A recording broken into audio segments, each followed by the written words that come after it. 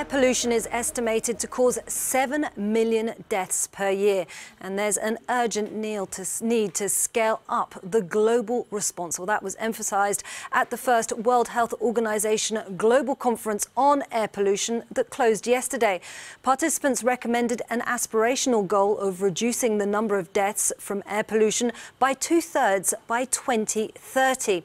Well, let's hear from the WHO now. Joining me live is Dr. Maria Neira, who's the Director of Public Health and the Environment. Well, thanks so much for being with us. Well, can you tell us what the next steps are going to be, and what did this conference achieve? Well, this is certainly an emergency, and we were very happy to see yesterday more than 100 countries, more than enormous amount of group of NGOs, people working on the health sector, and academicians, science, they saying exactly that. This is a global health emergency. Now, next steps is to start to reduce all of this pollution coming from the different sources. We have more than 100 commitments that were expressed yesterday, voluntary commitments, and WHO will put in place all of our machinery, from the political to the scientific, to make sure that this is going to happen. 7 million deaths are totally unacceptable, and the solutions are there. Yeah, it's a shocking amount of deaths from air pollution.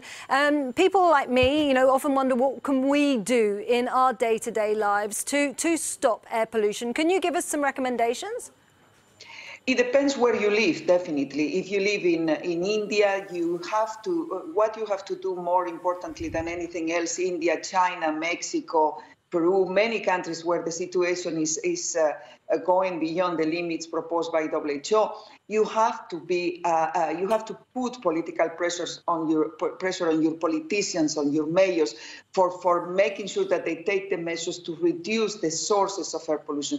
You as a citizen, you can as well contribute by taking the public transport, avoiding to use your car, be very conscious of the use of energy, making sure that you recycle, making sure that you walk instead of taking your car every day.